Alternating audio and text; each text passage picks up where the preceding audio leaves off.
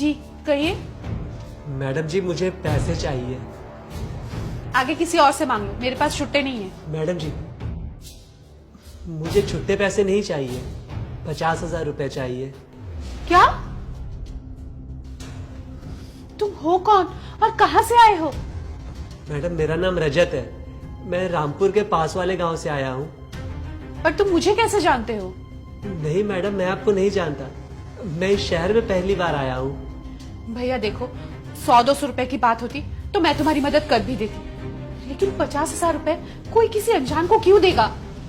मैं तुम्हारी मदद नहीं कर सकती, तुम किसी और से पैसे मांग लो। मैडम मुझे 100-200 रुपए नहीं चाहिए, पूरे 50,000 रुपए उधार चाहिए, मैं आपको जल्दी वापस कर दूंगा।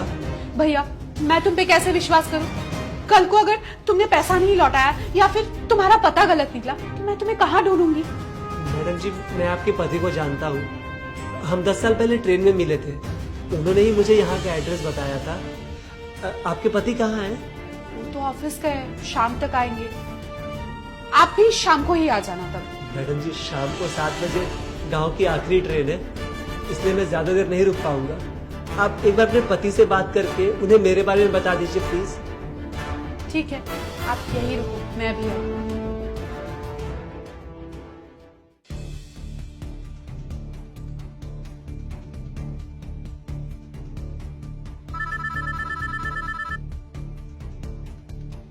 हेलो संजय। हाँ पिंकी बोलो। घर पे ना एक आदमी आया हुआ है, गरीब भिखारी जैसा।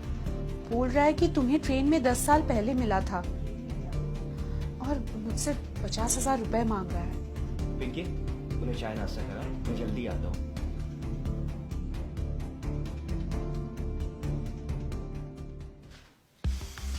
भैया आप अंदर आइए, बैठिए।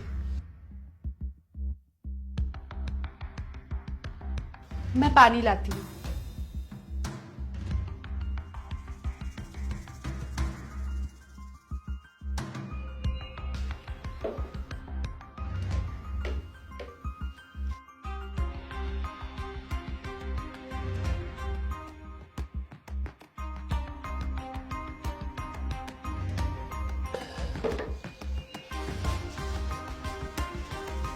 धन्यवाद मैडम।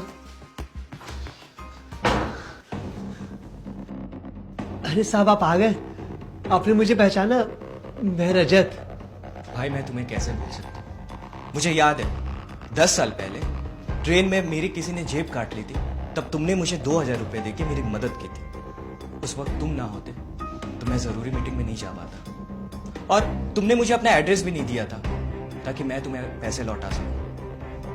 तुमने मुझसे मेरा एड्रेस मांगा था और मुझे कहा था कि जरूरत पड़ने पे तुम खुद पैसे लेने आओ। भाई तुम जैसा इंसान इस दुनिया में बहुत कम होता है जो जरूरत पड़ने पे दूसरों की मदद करता है। तुम्हारा एहसान मैं जिंदगी भर नहीं भूल सकता। अच्छा बताओ कैसे आना हुआ? साहब 10 दिन बाद मेरी बेटी की शादी है, मैं दिहाड़ी मजदूरी करता हूँ। रिश्तेदारों से पैसे मांगे तो उन्होंने साफ मना कर दिया। फिर मुझे आपकी याद आई। साहब बड़े उम्मीदों से आपके पास आया हूं, मुझे निराश मत करना, मुझे 50,000 रुपए चाहिए।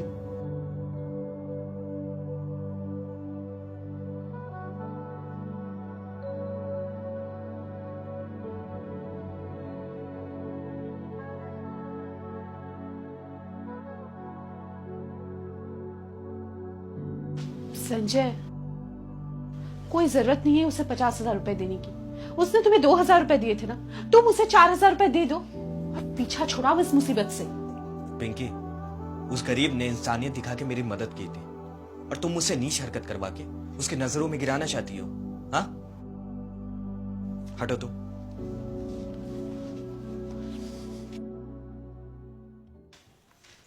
भाई ये 50,000 रुपए लो जो तुमने मुझसे मांगे थे,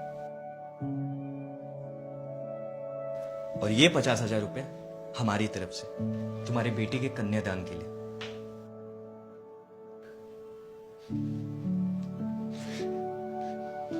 धन्यवाद साहब।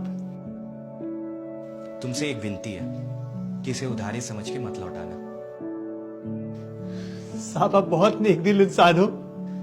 मैं तुम्हारी बराबरी बिल्कुल नहीं कर सकता, मैंने तो अपने लाखों रुपए में से 1 लाख रुपए निकाल के तुम्हें दे दिए, लेकिन तुमने मेरी मदद तब की थी जब खुद तुम्हारे पास 2100 रुपए थे, और तुमने बिना सोचे समझे मुझ जैसे अनजान को 2000 रुपए दे दिए, और 10 साल तक मांगा भी नहीं। भाई, मुझ जैसा मदद करने वाला इंसान इस दुनिया में बहुत मिलेगा, लेकिन तुम्हारे जैसे दिल वाला किस्मत वाले को ही मिलता है। तुम ऐसा सोचना, 10 साल पहले तुमने 2000 रुपए की एफडी करवाई, जिसपे ब्याज लग के लाखों रुपए हो गया। इसीलिए इसे उधार या फिर मदद मत समझना, ये तुम्हारे ही पैसे जो आज मैंने तुम्हें लौटा दिए। साहब, भगवान आपको हमेशा खुश रखे।